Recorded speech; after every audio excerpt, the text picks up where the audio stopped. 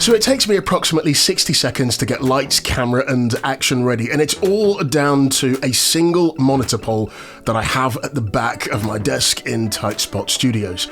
This setup was inspired by DSLR shooters Caleb Pike some years ago, and it saves me a bunch of time for when I need to record content, be that vertically shot content or horizontal content. Let me take you around the setup. At the heart of it is an 80cm monitor pole and two separate arms. Starting at the top, this long arm is made up of two shorter arms Frankenstein together.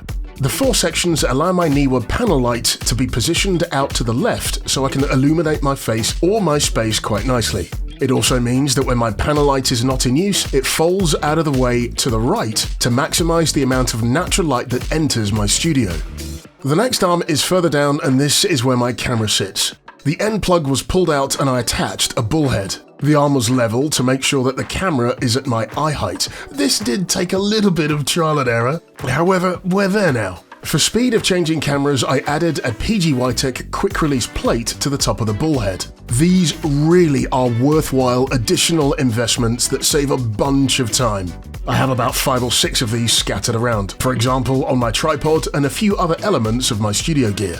My SM7 DB microphone sits on a separate Elgato arm mounted to the front of my desk with a riser, which enables me to use it either sat down or stood up, depending on whether I'm shooting horizontal or vertical content. This is then plugged into the Universal Audio Volt 276, which in turn is plugged into my MacBook Pro. Speaking of vertical content, I use one of 5 trusty Magic arms, however this one has been slightly modified. Of course, first and foremost I've added a PGY-Tech quick release plate to the top. SmallRig create 2 sizes of Magic arm, so I picked up the small Magic arm and switched out one of the longer arms for the shorter arm. This then is attached to the top of the monitor pole, which then allows me to record vertical content stood up, to simply mix things up a little.